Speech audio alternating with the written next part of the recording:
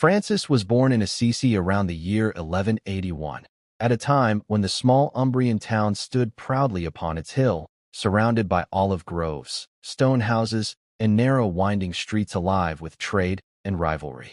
Assisi was prosperous, ambitious, and fiercely conscious of status. Into this world of merchants, guilds, and social divisions, Francis entered not as a child of want, but of abundance. His father, Pietro di Bernard I, was among the most successful cloth merchants of the region.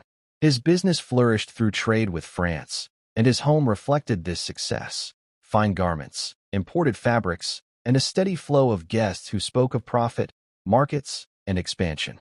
Pietro was practical, energetic, and deeply invested in securing his family's future. Wealth, to him, was not merely comfort.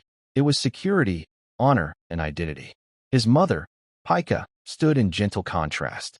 While less is recorded about her, tradition remembers her as a woman of prayer and tenderness, attentive to the poor and inwardly faithful.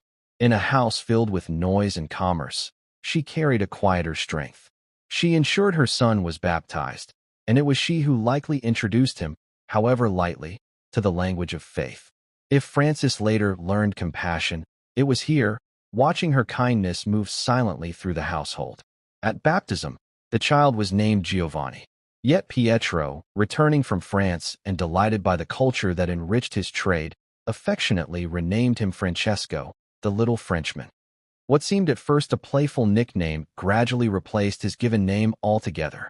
Unknowingly, Pietro stamped upon his son an identity shaped by admiration for foreign glamour and worldly success. Francis grew into youth with remarkable ease. He was handsome, warm, and socially gifted. People were drawn to him without effort. He possessed a voice that carried easily through the streets and a talent for song that made gatherings livelier. Music flowed from him naturally, as did laughter. He was generous to a fault, often spending money freely to ensure everyone around him enjoyed themselves. Feasts became his domain. When Francis entered a room, celebration followed. He loved poetry and romantic stories, especially those of knights, noble deeds, and heroic sacrifice. He dressed well, not simply to impress, but because beauty delighted him. Fine clothes, melodies, and shared joy felt to him like the very substance of life. Yet Francis was not cruel, nor was he indifferent to others.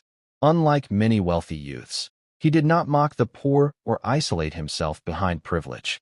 He was kind, approachable, and inclusive.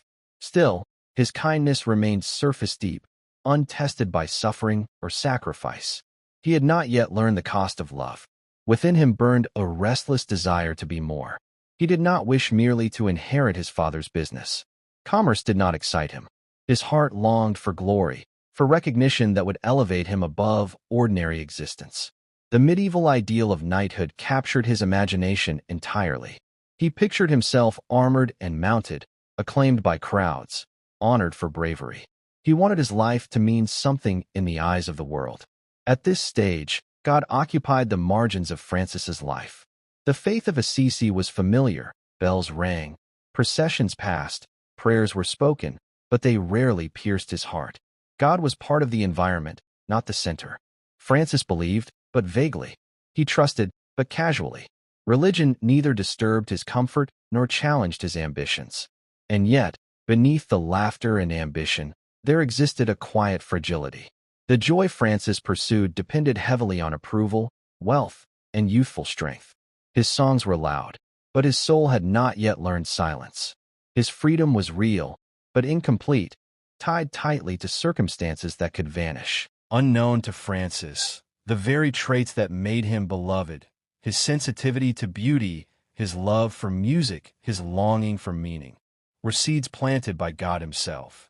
But for now, they remained oriented toward the world rather than heaven. Assisi saw in him the promise of success. His father saw an heir. His friends saw a leader of pleasure and adventure. No one, not even Francis himself, could imagine that this joyful youth would one day strip himself of wealth, embrace poverty, and remake the church through humility.